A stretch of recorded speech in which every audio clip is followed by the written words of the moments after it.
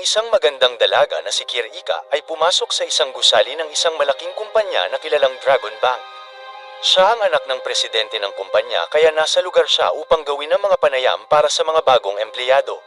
Samantala ang isang lalaki na si Gaku ay nagsasanay para sa kanyang panayam sa harap ng isang salamin sa banyo. Si Gaku ay nangangarap na magtrabaho sa kumpanyang ito mula nung siya ay bata at ngayon ang araw na yon upang makamit ang kanyang pangarap. Ngunit siya ay isang nerd na kulang sa anumang kasanayan sa pakikipag-ugnayan at siya ay labis na kinakabahan at gumawa ito ng isang pagkakamali sa harap ng recruiting committee. Hindi rin ito magawang makapagsalita ng malinaw ngunit bagamat siya ay isang nerd mayroon itong pambihirang kakayahan pagdating sa computer at natutukoy nito ang ilang mga butas ng sistema sa Dragon Bank na magagamit niya upang ma-hack ang buong kumpanya.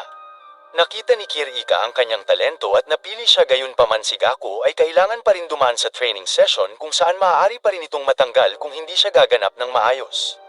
At matapos na umalis si Gaku isa pang aplikante na nagngangalang Haro ang dumating para sa interview at ito ay mas kumpiyansa at mayroong pambihirang komunikasyon at mapanghikayat na kakayahan.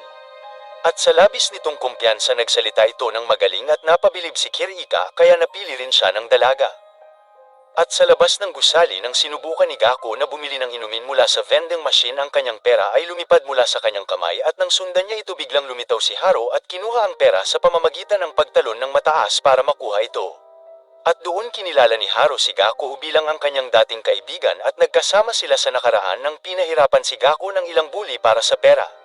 At dumating si Haro sa lugar upang talunin ang lahat ng ito ngunit ang laban ay nakunan ng isang CCTV at nang makita ito si Haro ay natatakot na baka paalisin ito sa paaralan dahil sa nangyari ngunit ginamit ni Gaku ang kanyang kakayahan sa computer upang mahak ang seguridad ng CCTV na yon. At doon binura nito ang footage kung saan nakita si Haro na nakikipag-away sa mga bully para sa kanya at sa paraan na ito ang kanilang pagkakaibigan ay nagsimula sa panahon na yon. At balik sa kasalukuyan sinabi ni Haro na palagi itong nagtatagumpay sa pagkuha ng mga trabaho pagkatapos ng pag-aaral nila. At binago nito ang kanyang trabaho ng ilang beses at ngayon ay magtratrabaho na sa Dragon Bank ngunit si Gaku ay palaging kapuspalad sa ganitong pagkakataon. At pagkatapos ng ilang araw habang nagtratrabaho si Gaku sa kanyang side job bilang isang tagalinis ng salamin sa gusali ng Dragon Bank dumating din si Haro at sinabi na huminto ito sa kanyang trabaho sa Dragon Bank. Gusto ni Haro na simulan ang kanyang sariling kumpanya at para dito kailangan nito si Gaku. Si Haro ay isang lalaking maambisyon ngunit kailangan nito ng taong may talino at kakayahan na magawa ang mga technical na trabaho katulad ni Gaku. Kaya pinaliwanag ni Haro ang roadmap ng kanilang kumpanya at hiniling nito na sumali siya sa misyong ito. At ang pangalan ng kanilang bagong kumpanya ay Trillion Game at balak nilang kumita ng $1 trillion sa planong ito. Ang headquarters ng kanilang kumpanya ay ang kanilang apartment at nagtungo si Haro doon na may bagong upuan at inubos nito ang kanilang ipon dahil sa upuan na ito na para kay Gaku at nais nito na komportable si Gaku at magsumikap para sa kanilang kumpanya. At pagkatapos nito gumawa sila ng isang magaspang na presentasyon ng kanilang plano para sa negosyo at nagpunta sa mga bangko upang makakuha ng investment na pera. Gayunpaman walang sumang-ayon sa kanila na magbigay ng pera dahil sila ay mga baguhan sa negosyo na walang paunang karanasan.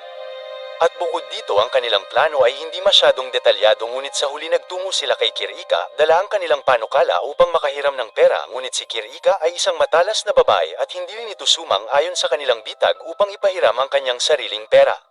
At inalok ni Haro na maaari nitong tamaan ng mga bola at ihulog sa pamamagitan lamang ng isang tira na labis nagpatawa sa dalaga. Humiling itong pampuhunan bilang kapalit kung magagawa niya ito at mabilis na sumang ayon si Kirika at hinayaan siyang subukan ito. Tinakpan ni Haro ang kanyang mata gamit ang sarili niyang necktie at naghanda na tumira at sa kabutihang palad lahat ng bola ay napunta sa mga butas ng tinamaan nito ang bola sa pamamagitan lamang ng isang tira. At muli si Kirika ay humanga at binigay sa kanila ang kanilang pera upang simulan ang kanilang sariling kumpanya ngunit mayroon itong mga kondisyon. Gusto nito ng 51% shares ng kanilang kumpanya kapalit ng 100 milyon yen ngunit hindi pumayag si Haro sa gusto niya dahil ang ibig sabihin nito ay si Gaku at Haro ay kailangan na magtrabaho sa ilalim ni Kirika sa lahat ng oras at tinanggihan nila ang alok at tuluyan umalis. At matapos nito nagtungo sila sa isang party club upang ipagdiwang ang deal na nakuha nila ngunit hindi rin naman natuloy. At doon nalaman nila ang tungkol sa isang hacker tournament na magaganap sa Dragon Bank. Mabilis na inirehistro ni Haro ang kanilang mga sarili bilang isang grupo gamit ang larawan ni Gaku at ginamit din ito ang alok ni Kirika bilang isang bitag at ginawa itong title ng kanilang team sa kompetisyon na ito. At sa araw ng torneo si Gako ay lumalaban ng mag-isa laban sa 100 hacker para mapasama sa top 12 na hackers at nilulutas nito ang ilang problema at kumukuha ng ilang puntos, ngunit ang kanyang bilis ay masyadong mabagal upang makipagkumpetensya sa malalaking grupo. Ngunit dumating si Haro kasama ang maraming tao sa isang video call at lahat sila ay mga newbie na hacker, ngunit sapat na sila para tulungan si Gako na manalo sa round na ito. Ang laban ay naganap sa loob ng humigit kumulang 12 oras at si Gako ay nagtrabaho ng buong gabi kasama ang lahat ng newbie upang makapasok sa top 12. At sa umaga pumunta si Gako sa rooftop upang sabihin kay Haro na nalagpasan nila ang round at ipinagdiwang nila ang kanilang tagumpay sa itaas at naghintay sa huling round. At ngayon sa araw ng finals para sa mga hackers, muling nag-iisa si Gako laban sa mga grupo na binubuo ng 5 hackers sa bawat grupo. Ang Dragon Bank ay dinala rin ang kanilang sariling grupo sa paligsahan at dumating si Haro sa lugar na nakadamit ng isang monghe at may dalang kakaibang bagay upang ipakita ang pagdarasal nito sa mga Diyos upang manalo sila sa torneo na ito dahil nais nila ang premyo upang masimulan ang kanilang kumpanya. At bago pa magsimula ang laban, hiniling ni Haro kay Gako na i-connecta ang router pagkatapos ng eksaktong 1 minuto sa pagsisimula ng oras. At nang magsimula ang laban, pumunta si Haro sa entablado at nagsimulang iwagayway ang kanyang kakaibang armas sa hangin. At sa katunayan, ang bagay ay gawa sa silikon na ginamit ni Haro upang harangan ang mga signal ng router para maabot ang mga grupo, kaya naman ang lahat ng team ay nagkakaroon ng problema upang kumonekta sa router. Huminto ito sa ilang sandali at pagkatapos ng 1 minuto hiniling nito kay Gako na sumali sa router. Samantala napansin ng management team ang plano ni Haro at mabilis siyang pinigilan sa paggawa nito. Bagamat nakahanap si Gako ng lugar upang kumonekta sa router ng mas maaga dahil sa tulong ni Haro, natatalo pa rin ito sa laban dahil ang ibang grupo ay mas malakas kaysa sa kanya at mabilis na hinihigitan ang kanyang puntos ng madali. Pagkatapos ay inihayag ni Haro na ang lahat ng grupo ay gumamit ng router na inilagay niya sa umpisa na mas malapit sa entablado. At nang harangan ni Haro ang signal ang iba pang grupo ay nakita na ang router ay isang alternatibo at kumonekta dito. Ang parehong router ay may parehong pangalan, ngunit maaaring gamitin ni Gako ang kanilang router upang ma-hack ang mga password ng grupo at sinamantala ni Gako ang pagkakataon na ginawa ni Haro upang ma-hack ang mga password ng ibang team at simulan ang pag-atake sa kanila. At sa saglit na oras nagawa nitong umangat ang kanyang puntos at napanalo ang laro. Nasa lugar din si Kirika at masaya na makita silang manalo, ngunit sinabi ng management na si Haro ay nandaya gamit ang piraso ng mga silikon sa pamamagitan ng pagharang nito sa mga signal, kaya sila ay diskwalipikado at hindi makukuha ang premyong pera. At nang marinig ito habang papaalis, lumitaw si Mr. Kito sa kanilang harapan at isa ito sa mga manunood at labis na humanga kay Haro at Gako. Kaya naman inalok sila nito ng 30 milyon para gamitin bilang puhunan para sa kanilang bagong kumpanya. Dinala sila ni Mr. Kito sa isang pub upang tapusin ang kasunduan at nagbantay ito sa kanila na gamitin ang pera ng maingat o kung hindi kailangan nila maging alipin sa natitirang bahagi ng kanilang buhay. At bukod dito, nais din itong kumita ang kanilang kumpanya ng 300 milyon sa loob ng 3 buwan at si Haro at Gako ay labis na masayang makatanggap ng puhunan para sa kanilang bagong kumpanya. Mabilis nilang sinimulan ang pag-recruit sa mga tao at naglabas ng mga ads para sa interview at marami ang naging interesado. At dahil wala silang karanasan sa pag-interview sa mga tao, gumamit sila ng isang libro upang kumuha ng ilang ideya at ginamit ang mga tanong upang hatulan ang mga empleyado. At ang tanong ay kung nagbebenta ka ng isang bagay sa halagang 1,000 yen at ang iyong kakumpetensya ay nagbebenta ng kapareho sa halagang 500 yen, ano ang gagawin mo para maibenta ito?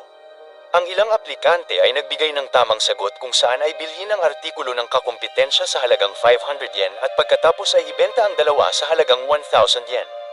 Ngunit ang isang dalaga na aplikante na si Rin ay tila hindi sumasagot.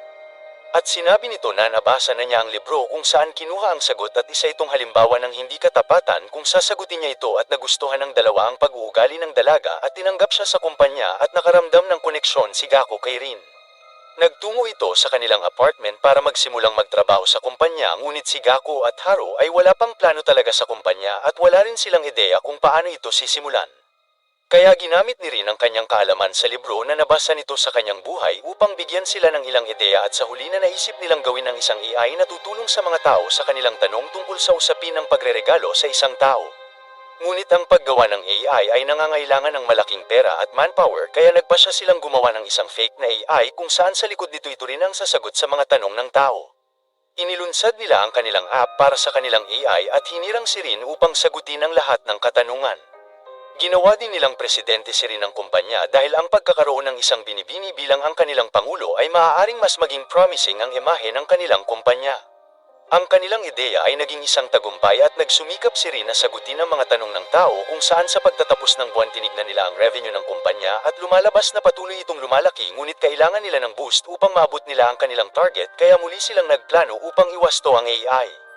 At nang makita nila ang mga istatistika nalaman nilang mas pinag-uusapan ng mga tao ang tungkol sa pag-ibig at ang kanilang mga tanong ay tungkol lahat sa pag-ibig at hindi nila ito masagot ng madali kaya mas pinili nilang mag-focus sa pagsagot ng mga tanong na may kaugnayan sa pagbibigay ng mga bulaklak. At dahil si Rin ay may karanasan sa pagtatrabaho sa isang flower shop ang kanyang mga rekomendasyon ay naging viral sa lalong madaling panahon. At sa loob ng isang buwan nakakuha sila ng maraming traffic sa kanilang app at sa katapusan ng buwan nakakuha sila ng 300 milyon yen sa kanilang revenue at sila ay labis na masaya sa kanilang tagumpay at pinakita ang revenue kay Mr. Kito na masaya rin malaman na hindi nasayang ang kanyang pera. Pinakilala sila ni Mr. Kito kay Ms. Suzuko na may-ari ng isang flower company at nag-invest ito sa Trillion Game at pinayagan din silang ibenta ang kanyang mga bulaklak sa kanilang online platform. Ngunit nagtakda ito ng malaking numero upang makamit at tinanggap ni Haro ang alok ngunit ngayon ay plano ng grupo na maabot ang malaking revenue dahil ang kanilang market ay hindi masyadong malaki. At upang maabot ang malaking benta kailangan nilang sakupin ang market ng mga nightclub dahil nagpupunta ang mga tao doon at gumagastos ng maraming pera upang libangin ang kanilang mga sarili. Kaya nagpasya si Haro at Gako na pumunta doon at ipakilala ang kanilang AI habang ginamit ni Haro ang kanyang pambihirang kakayahan at alindog upang maakit ang mga babae sa lugar. Naging isang mahusay itong host sa nightclub at nagsimulang mag-advertise ng kanilang AI sa mga taong nakilala niya sa lugar, ngunit sa kasamaang palad nakilala ni Gako ang isang babae na customer ng ibang host. At ang babaeng ito ay hindi nirespeto si Gako at dumating rin ang ibang host sa lugar kasama ang kanyang mga kaibigan. Dinala nila si Gako sa isang eskinita at sinimulang nabugbugin siya ngunit dumating si Haro sa lugar at muling iniligtas ang kanyang kaibigan. Pagkatapos ay nagtanong ang isa pang host kung ano ang layunin ni Haro sa pagtatrabaho nito sa nightclub. Sinabi ni Haro sa kanya na gusto nitong ibenta ang kanyang bulaklak sa mga customer sa lugar at pinakita na gumawa si Gako ng isang 3D na modelo ng kanilang bulaklak upang ipakita ito ng mas maganda sa kanilang app at mas pinadali rin nila na gamitin ang kanilang app. At pagkatapos nito ikinalat nila ang trend sa pagdiriwang ng kaarawan gamit ang mga bulaklak batay sa mga rekomendasyon ni Rin. At dahil sa kanilang labis na pagsusumikap na gawa nilang akitin ang market cap ng mga nightclub at dahil dito ang kanilang benta ay mas lalong tumaas. At sa pagtatapos ng buwan nang tignan nila ang kanilang istatistika ang buwanan kita ay naayon sa hiling ni Suzuko at labis silang masaya sa pagkamit nila sa isa pang milestone. Natuwa si Suzuko sa paglago ng Trillion Game at nakipag-ugnayan ito sa kanila upang makipagtrabaho ng higit pa sa hinaharap. Ngunit sa sumunod na araw ang Dragon Bank ay inilunsad ang kanilang sariling app upang magmungkahi ng mga bulaklak bilang regalo sa mga tao dahil sa kanilang malawak na budget at kontrol sa media. Ang kanilang advertising ay malaki na ginawang viral ang kanilang app sa loob lamang ng araw sa buong bansa at nakopya nila ang buong tema ng Trillion Game at na-advertise ito ng labis at nakalimutan ng mga tao ang app ng Trillion Game. At sa paraan na ito ang app ng grupo ay bumagsak ang revenue ng husto at sa katunayan si Kazuma na siyang ama ni Kirika ay ginawa ang lahat ng ito at siya ang presidente ng Dragon Bank at ayaw na makita ang sino man na pumapantay sa kanyang kumpanya at palagi rin itong gumagawa ng bagong negosyo upang wasakin ang mga bago at sa kaparehong paraan na ginawa niya sa Trillion Game sa pagkakataon na ito. Si Gako, Haro at Rin ay nag-aalala sa kanilang kumpanya dahil wala silang sapat na pondo sa ngayon upang suportahan ito dahil bumagsak ito ng husto. At sa sumunod na araw nakaisip si Haro ng isang bagong ideya at nais nitong pumasok sa market ng social games at pinakita nito ang kanyang plano kay Gako at Rin at pareho silang pumayag matapos na makita ang plano. Ang susunod na hakbang ay kailangan nilang maghanap ng kumpanya na maaaring gumawa ng laro kasama sila at para dito gumawa si Rin ng isang listahan at si Gako at Haro ay pumunta sa mga kumpanyang ito ngunit lahat ito ay tinanggihan sila. At sa huli nakita nila ang isang kumpanya na nasa hindi magandang kondisyon at nagtratrabaho sila sa isang apartment na walang budget para sa kanilang renta para sa susunod na buwan. Kinumbinsi ni Haro ang presidente ng kumpanya na si Sakura na magtrabaho kasama siya upang gumawa ng isang nakakamanghang laro na iantig sa puso ng mga tao. Nagpanggap din si Haro na mayroon silang malaking opisina at malaking halaga ng pera para gawin ang laro. Pumayag si Sakura na makipagtrabaho kasama siya at pumunta sa apartment ng Trillion Game kasama ang kanilang mga gamit. Samantala tinawagan sila ni Haro upang ipaalam sa kanila na nagrente ito ng isang gusali para sa kanilang opisina at buong team at mabilis na nagtungo sa lugar. Ang bagong opisina ay malaki at ang lahat ay nagulat nang makita nila ito. Gumastos si Haro ng maraming pera para sa lugar at ang renta nito ay malaki dahilan upang mag-alala si Rin at Gako, ngunit kumbinsido si Haro na malalampasan nila ito. Pinakita ni Haro sa kanila ang roadmap ng kanilang laro at gustong-gusto nitong tapusin ang laro sa loob ng 6 na buwan, ngunit walang makakagawa ng isang magandang laro sa maikling panahon na yun, kaya gusto ni Haro na gumawa ng ilang amendment sa isang lumang laro na na-publish na. Ang lahat ay gusto ang larong ito nung sila ay bata pa, ngunit hindi ito masyadong kumita noon at ngayon nais ng grupo na kumita ng malaki sa larong ito. At pagkatapos nito inayos nila ang isang pagtitipon sa mga investor kung saan inanunsyo na ang producer na dating gumawa ng isang #1 game ay sasali sa Trillion Game para gawin ang kanilang laro. Ang anunsyong ito ay nakuha ang atensyon ng lahat at ito ay si Mr. Habijama na gumawa ng isang kababalaghan kung saan naging isang mayaman sa loob lamang ng araw at nasa itaas ng gaming industry at inanunsyo nito na gagawa siya ng magandang laro kasama ang kumpanya ng Trillion Game. Naroon din si Sasuko at handang mamuhunan sa kanilang bagong proyekto at nang makita ito ang lahat ng investor ay namuhunan sa kanila at si Sakura ay labis ang saya at nasabik sa bagong proyekto ng kanilang team. Palagi nitong iniisip ang pakikipagtrabaho kay Habijama, ngunit lumalabas na si Mr. Habijama ay isang peking producer na ginawa lamang ni Haro.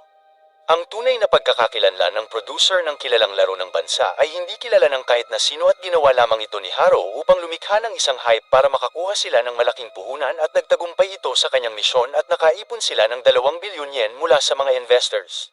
Isiniwalat din ni Haro na hindi nito gagamitin ang pera upang gumawa ng isang laro, ngunit nais nito na gumawa ng kanyang sariling media empire.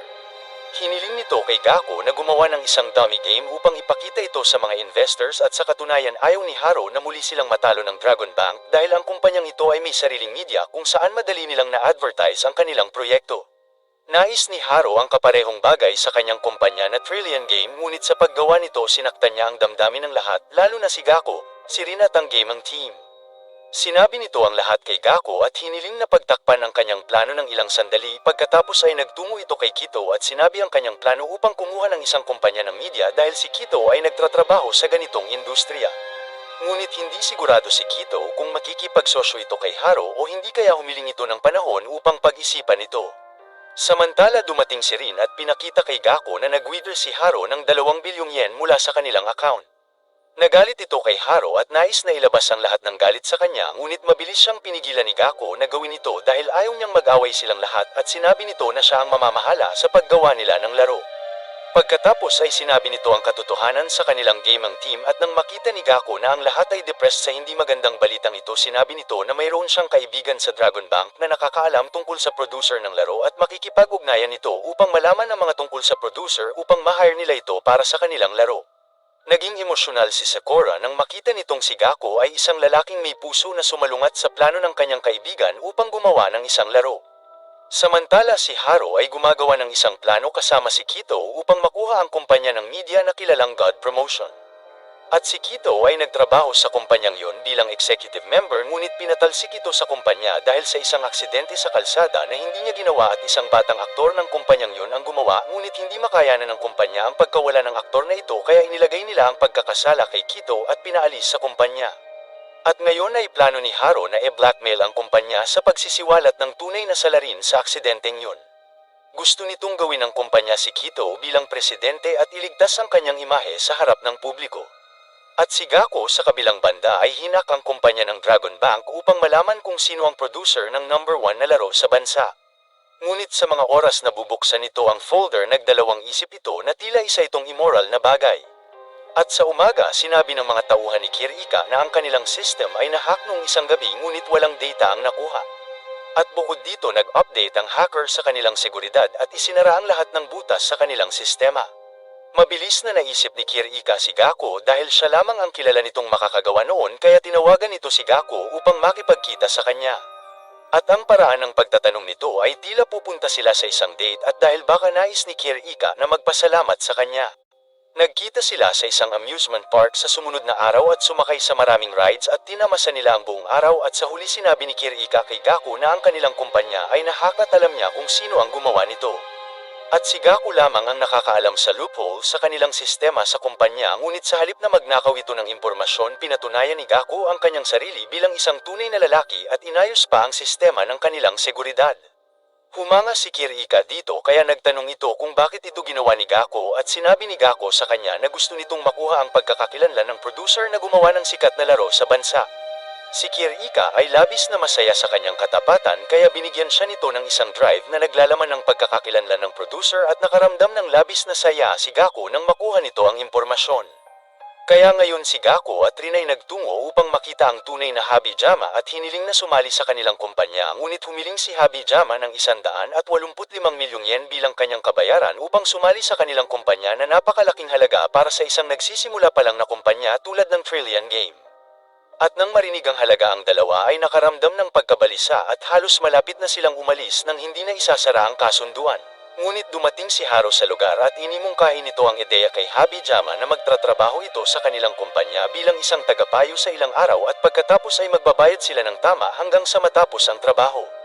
At sa puntong ito ang parehong panig ay sumangayon at ngayon ang Trillion Game ay magbabayad kay Habijama ng mas mababa kaysa sa inaasahan. At matapos na batiin ni Haro si Gako dahil sa pagkuha nito ng impormasyon sa producer mula sa Dragon Bank at dahil matalik silang magkaibigan nais ni Haro na tulungan siya sa pagkakataon na ito at gagawin nito ang parehong plano nila ng magkasabay sa pagkuha ng isang media empire at sa paggawa ng isang laro. At sa sumunod na umaga si Haro at Mr. Kito ay nakipagkita sa ilang investors at kinumbinsi sila na ibenta ang kanilang share sa God Promotion sa kanila. At nagbanta sila na ang stock price ay babagsak sa oras na malaman ng publiko ang tunay na salarin sa aksidente. Kaya naman binili nila ang mga shares mula sa karamihan ng namumuhunan sa pamamagitan ng pera na nakuha mula sa mga investors ng laro. Samantala si Habijama at Sakura ay nagtrabaho sa laro ngunit ang kanilang pag-iisip ay magkasalungat sa isa't isa at nais ni Habijama na gawing pagkakitaan ng laro sa anumang paraan. Ngunit nais ni Sakura na gawin itong mas masayang laro sa una at pagkatapos ay pagkakitaan sa huli. Nakita ni Haro ang parehong halaga sa kanilang mga ideya at hiniling sa kanila na magtulungan dahil ang parehong bagay ay napakahalaga para sa kanilang lahat kaya naman ang buong grupo ay nagsimulang magtrabaho ng husto para sa kanilang laro. At sa Dragon Bank nalaman ng ama nito na ibinigay ni Kirika ang impormasyon ng producer sa kanilang kalaban na kumpanya at sa mga puntong ito sinabi ni Kirika sa kanyang ama na hindi nito mapipigilan ang dalawang lalaki na yon at dapat na iwanan niya ang mga bagay-bagay sa kanya. Samantala ang kanilang laro ay nagsimula na at ito ay gumawa ng maraming pera at sa loob ng araw ito ang pinakamadalas na nilalaro sa buong bansa dahil gustong-gusto ng mga tao ang laro. At nang makita ito tumawag si Kakuro kay Habijama at nagbanta ito na iwanan ang Trillion Game o kung hindi dudurugin siya ni Kakuro kasama ang kumpanya. Si Habijama ay natakot dahil ang matanda ay nagagawa ang kahit ano dahil sa matindi nitong kapangyarihan at impluensya kaya naman umalis ito sa Trillion Game at muling bumalik sa Dragon Bank kung saan isang seremonya ang nagaganap upang ihayag rin ang kanilang bagong laro na ginawa rin ni Habijama. Ngunit si Gako at Haro ay nagtungo rin sa lugar upang makita si Habijama at sinubukan nila itong kumbinsihin na muling bumalik sa Trillion Game dahil ito ang tanging kumpanya kung saan makakapagtrabaho si Habijama ng buong puso. Ngunit si Habijama ay hindi nagpakita ng anumang positibong tugon sa kanila at umalis sa seremonya. At sa entablado ibinalita ng matanda sa mundo ang tunay na pagkakakilanlan ng producer sa likod ng nangungunang laro sa buong bansa. Inanunsyo din ito na si Habijama ay muling gagawa ng laro para sa kanila ngunit nang makuha ni Habijama ang mic nagulat ang lahat sa kanyang mga sinabi. Inanunsyo nito ang kanyang pagbibitiw mula sa Dragon Bank sa harap ng marami at sinabi rin ito na siya ay makikipagtrabaho sa Trillion Game dahil naranasan nito na ang Trillion Game ay maaaring gumawa ng pinakamahusay na laro at sa pag-aanunsyo nito sa publiko ay makakatulong sa kanya upang hindi siya saktan ng matanda. At nang makita ito si Gako at Haro ay labis na masaya kasama ang team ni Sakura ngunit labis na nadismaya si Kakuro. Si Haro at Mr. Kito ay nakuha ang maraming boto upang gawin presidente si Kito ng God Promotions at kailangan nila ng magkaibang executive na miyembro at nakipagkasunduan sa kanila. At matapos na makuha ang God Promotions na kumpanya ang Trillion Game ay na-advertise ang kanilang laro sa lahat ng media platform at ginamit rin nila ang mga aktor sa kanilang kumpanya upang i-promote ang laro at nagbigay ito ng malaking pansin sa laro dahilan upang kumita ng mas malaki.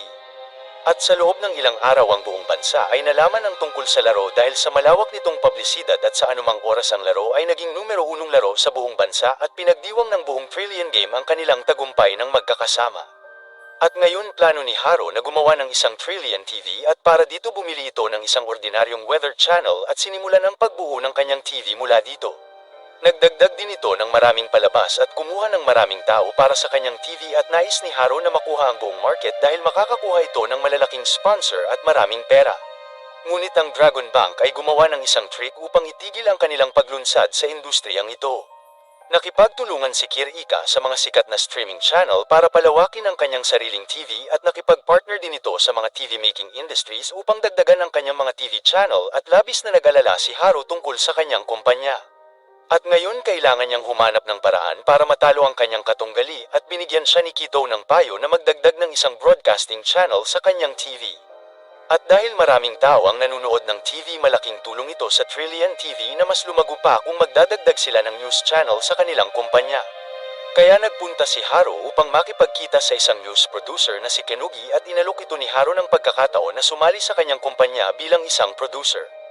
At sa una si Kenugi ay hindi nagpakita ng kahit anong interes, ngunit alam ni Haro na hindi makikita ni Kenugi ang kalayaan sa paglalathala ng mga balita sa kanyang channel dahil sa paghihigpit ng may-ari. Nais ni Kenugi ang isang malayang paghahayag ng mga journalist na hindi nito makamit sa kanyang kumpanya. Ginamit ni Haro ang pagkakataon na ito at nangako na bibigyan siya ng kumpletong kalayaan upang ilathala ang lahat ng aktwal na balita. At bukod dito, ipinagmalaki ni Haro ang tungkol kay Gaku at sinabing siya ang pinakamahusay na software engineer sa mundo na tutulong sa kanya sa pagbuo ng channel, kaya sumali si Kenugi sa Trillion TV at nagsimulang bumuo ng kanilang departamento ng balita. At pagkatapos ng ilang araw, nag-cover sila ng broadcast ng isang kaganapan kung saan ang mga tumakas na preso ay may hawak na ilang sibilyan. Nakuha ng Trillion TV ang ilang eksklusibong footage na naging dahilan upang maging viral ang kanilang channel sa buong bansa. Ang kanilang manunood ay dumami mula sa buong bansa at mabilis silang nakakuha ng maraming sponsors at ang lahat ng miyembro ng team ay masaya sa tagumpay na ito at nagdiwang. At nang makita ito, gumawa ng hakbang ang Dragon Bank at tinipon ni Kirika ang lahat ng news channel at nagdaos ng isang malaking press con. At doon inanunsyo nito na ang kanilang TV ay magbibigay ng 3 taon na libreng subscription sa buong bansa. At ikinagulat ito ng buong publiko dahil ito ay isang matapang na hakbang na ginawa ng Dragon Bank laban sa Trillion Game nang hindi iniisip ang mangyayari sa kanila.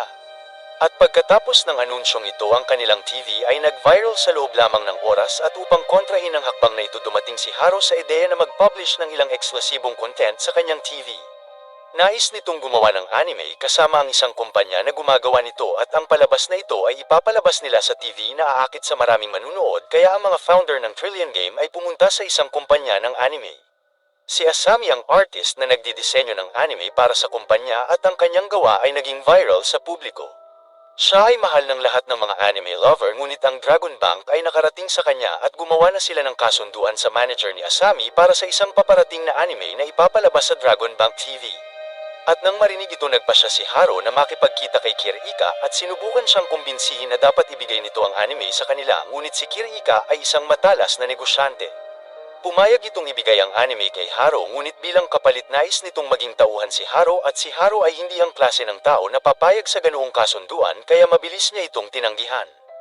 At sa kabilang banda, nakipagkita si Kakuri kay Kito na ngayon ay siya ng presidente ng God Promotions at humahawak sa lahat ng media services ng Trillion Game. Hiniling ni Kakuro kay Kito na iwanan ng Trillion Game at bilang kapalit ibibigay nito ang lahat ng trabaho sa media ng Dragon Bank kay Kito at sa God Promotion. At walang duda na si Kito ay makakakuha ng mas malaking negosyo mula sa Dragon Bank sa mga oras na ito, ngunit ibinahagi pa rin ito ang mga detalye kay Haro na sinabi na gawin nito kung ano ang makakabuti para sa kanyang negosyo. At para kay Kito, nagpasya ito na tanggihan ang alok ng Dragon Bank dahil nais nitong makasama ang Trillion Game, at si Kito ay kumita na ng malaki sa pamamagitan ng pag-invest nito sa unang 30 milyon kay Haro at Gaku, at naisip pa rin ito ang dalawang binata na ito ay marami pang magagawa sa hinaharap. Si Haro ay muling nagpunta sa kumpanya ng anime at sinubukan na kumbinsihin ang manager nito na makipagtulungan sa kanila, ngunit hindi pa ito handa dahil nakipagkasundo na sila sa Dragon Bank. At gumawa si Haro ng isang emosyonal na diskarte at sinabing gusto nilang gumawa ng isang anime tungkol sa buhay ni Asumi na siya mismo ang manager. At ang anime na yun ay isinulat niya mismo 10 taon ang nakaraan sa kanyang buhay, ngunit hindi na-publish dahil sa napakaraming trabaho, at ngayon ay nais ni Haro na gawin itong anime para sa kanyang sariling TV. At sa paraan na ito, nagawa nitong magtagumpay at nakumbinsi si Asumi, at ngayon ay ang susunod na hakbang ay kumbinsihin si Asami na siyang taga-disenyo at main artist ng anime. Alam ni Haro na mahal ni Yasami ang pagpapahalaga sa sarili at katanyagan at gusto rin itong makatrabaho ang isang international artist kaya tinipon nito ang puntong yun kasama ang punto ng anime sa buhay ni Yasumi na kanyang matalik na kaibigan mula pa sa pagkabata at pinangasiwaan ang kanilang negosyo sa buong buhay niya at sa paraan na ito nagtagumpay ito na kumbinsihin si Yasami na makipagtulungan sa kanila. At sa isang seremonya upang ihayag ang collaboration sa pagitan ng dalawang kumpanya, pinakita ni Gako ang kanyang bagong AI na modelo na maaaring gawing mas mabilis ang paggawa sa anime at mas madali. At sa paggamit ng AI, magagawa nila ang anime sa loob lamang ng 6 na buwan na kadalasan inaabot ng 2 taon. At doon bilang tugon sa isang tanong, inihayag din ni Haro na bayaran ang utang ng kumpanya ni Yasami para sa paggawa ng anime na yon kasama sila at ipapalabas ang lahat ng kanilang anime sa Trillion TV. Ito ay isang malaking hakbang sa pag-promote nila sa Trillion TV na kalaunana ay inanunsyo ni Haro. Si Kirika ay nasa lugar din at galit na umalis matapos na marinig ang lahat ng mga anunsyong ito. At nang makita ang tagumpay ng Trillion Game, tinawagan ni Kakuri si Kirika at pinakita sa kanya na ang Trillion Game ay kinopya ang kanilang ideya at nagimbento ng pindutan sa kanilang TV sa lahat ng remote ng kumpanya ng mga TV. At ngayon na nabigo si Kirika na talunin ang Trillion Game, nais ni Kakuro na bilhin ang buong kumpanya at nakipag-ayos ito ng pulong kay Gako, Haro at Kito at nag-alok ito ng 70 bilyon yen upang ibenta ang kanilang kumpanya kay Kakuro at ang Trillion Game ay tatakbo bilang isang subsidiary na kumpanya sa ilalim ng Dragon Bank. At bukod dito, nag-alok si Kakuro kay Haro na pakasalan si Kirika at sa paraan na ito si Haro ay magiging parte ng kanilang pamilya at papatakbuhin ang kumpanya ng Dragon Bank. Ngunit tinanggihan ni Haro ang lahat ng alok ng matanda at sinabi na may asawa na ito at wala itong balak na ibenta ang kanilang kumpanya. At sa sumunod na araw, hinirang ni Kakuro si Kirika sa isang supermarket chain at tinanggal siya sa pangunahing kumpanyang Dragon Bank. At sa kabilang banda, gusto ni Haro na pumasok sa isang cashless na kumpanya at gusto nitong gumawa ng sistema ng isang ligtas na pagbabayad sa isang tao patungo sa isa pa gamit lamang ang mobile app at QR code. Ngunit ang industriyang ito ay napaka-competitive at inalok nito na pag-aangin ng transaction fee sa loob ng 3 taon na lubhang kapakipakinabang para sa mga tindero at mamimili. Kaya ang mga nagtitinda ay masayang nagsimula makatanggap ng bayad gamit ang kanilang mga QR code at nakakuha sila ng magandang paglago sa pamamagitan ng sistema na ito, ngunit nais ni Haro gawin ito sa buong bansa. Nais din itong isama ang pagbabayad para sa mga railways at metrobus sa pamamagitan ng kanyang app, kaya nakipagpulong ito sa may-ari ng isang railway lines na gumagamit ng debit card. Inalok siya ni Haro na gamitin ang kanyang app sa halip na card para sa mga kabayaran dahil sa paraan na ito wala na silang gagastusin sa pagpapagawa ng mga card para sa mga customer. Ang may-ari ay humiling na makipagkita ito sa head ng railway tungkol sa ganitong uri ng pagbabago sa kanilang sistema, kaya nagtungo ito upang makita ang head ng railway at nakita na si Kirika ay naroon rin para sa kanyang sariling cashless na promosyon, ngunit ang head ng railway ay pareho silang tinanggihan at sinabi na ang railway ay hindi lugar para i-promote ang kumpanyang katulad nila. At nang makita ito, nakipag-ugnayan si Haro kay Kirika at hiniling na magkita sila at nais nito na sumali si Kirika sa kanya at ang card ng Dragon Bank ay gumagana sa supermarket chain habang ang app ng Trillion Game ay sikat na rin sa mga shop vendor.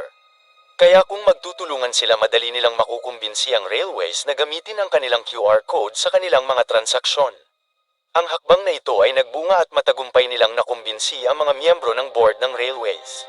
Ngunit labis itong ikinagalit ni Kakuro nang makita niya ito at hindi matanggap na ang kanyang sariling anak ay sumali sa mga kalaban, kaya naman gumawa ito ng isang plano na wasakin ang Trillion Game. At sa sumunod na araw, nakita ng mga founder ng Trillion Game ang isang balita sa TV at ang railways ay nakipagtulungan sa bagong kumpanya na soy-soy na sinusuportahan ng Dragon Bank. At sa magdamag, binaliktad ni Kakuro ang lamesa at ginamit ang kanyang kapangyarihan upang dalhin ang lahat ng executive board ng railway sa kanyang panig habang tinanggihan nila ang Trillion Game. At sa gitna ng kaguluhan, nakatanggap si Gako ng tawag mula kay Kinugi at sinabing ang kanilang server ay bumabagsak. Nang suriin ni Gako ang mga server, nalaman nitong nahack sila at ang lahat ng kanilang data ay ninakaw at nakita rin ito na ang kanilang seguridad ay pinasok ng isang tao 5 araw ang nakaraan at inubos ang kanilang data at ginawa ito mula sa loob ng opisina. Tinawagan ni Gako si Haro upang sabihin sa kanya ang lahat at si Haro sa mga oras na yun ay nakaupo kasama si Kakuro na may labis na tagumpay sa kanyang mukha. Ginawa ito ni Kakuro sa kanila dahil sinaktan nila ang damdamin ng matanda sa pamamagitan ng pagtanggi nila sa kanyang alok at ayaw nitong makita silang magtagumpay. At si Rin bilang presidente ay kinuha ang pananagutan sa nangyari at dahil marami silang data ng milyong user ng kanilang game department na ninakaw isang tao ang dapat managot at kunin ang responsibilidad. Gumawa si Rin ng isang press con at nagbitiw sa posisyon bilang pangulo ng kumpanya at nakaramdam ito ng labis na lungkot dahil nakita nitong lumago ang kumpanya mula sa isang silid lamang patungo sa napakalaking kumpanya. At sa kabilang banda muling nag-alok si Kakuro kay Haro at Gako upang makakuha ng 70 bilyong yen at ibenta ang kanilang kumpanya at sa pagkakataon na ito sumang-ayon si Haro sa kanyang alok at ibinigay ang lahat ng kanyang share sa Trillion Game. Sinubukan siyang pigilan ni Gako na pag-isipan ang kanyang desisyon ngunit matigas at desidido na si Haro sa kanyang gusto at sinabi nito na itong ang pinakamagandang oras upang isara ang kanilang kumpanya at ang 70 bilyon ay hindi na masama. Hindi pa rin makapaniwala si Gako sa kanya at hindi ito nagbenta ng kanyang shares sa kumpanya at binenta rin ni Kito ang kanyang parte sa Trillion Game at nagbakasyon sa natanggap nitong pera. At ang Trillion Game ngayon ay isa ng subsidiary na kumpanya na nagtatrabaho sa ilalim ng Dragon Bank at ang lahat ng kanilang operasyon ay kinansela at pinutol ang kanilang pagkamalikhain. Ang game department ay tinignan ng mga bug sa nakaraang laro sa halip na gumawa ng mga bagong laro. At ang news department ay binabantayan din ng madalas habang si Gako ay nanlulungo sa isang rooftop at hindi makapaniwala na iniwan siya ni Haro. Ngunit lumitaw si Haro sa kanyang likuran at sinabi nito na ginawa niya ang lahat ng ito ayon sa isang plano at balak nitong sirain ang Dragon Bank mula sa loob tulad ng ginawa nila sa Trillion Game at naniniwala si Haro na ito lamang ang tanging paraan para mailigtas ang kumpanya nila at sinabi nito na hanggat may share si Gako sa Trillion Game walang makakakuha ng kumpanya sa kanila. Binigay din ni Haro kay Gako ang passkey sa opisina ni Kakuro at sa sumunod na araw pumunta si Gako sa opisina at nagpanggap bilang isang janitor. At doon hinak nito ang buong sistema at kinopya ang lahat ng data at pinatay nito ang mga camera at tinanggal ang footage niya na nasa loob. Ngunit nalaman ni Kakuro kung sino ang nag-hack sa kanilang system sa pamamagitan ng isang hidden camera sa mata ng isang estatwang kabayo sa kanyang opisina. At ngayon siya ay may pruweba kay Gako at Haro at balak niyang pahirapan ang mga ito ngunit tumayo si Haro at sinabi na hindi ito ang kanilang katapusan ngunit katapusan ng kumpanya ni Kakuro.